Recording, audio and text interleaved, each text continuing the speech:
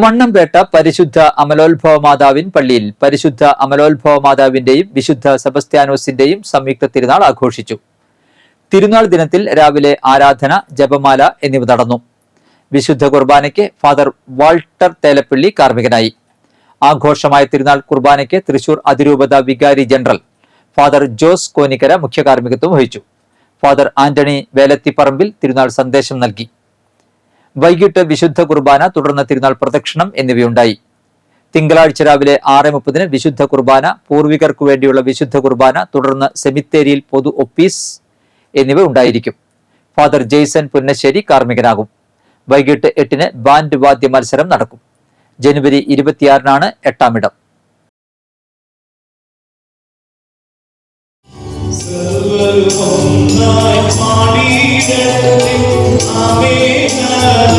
Amen.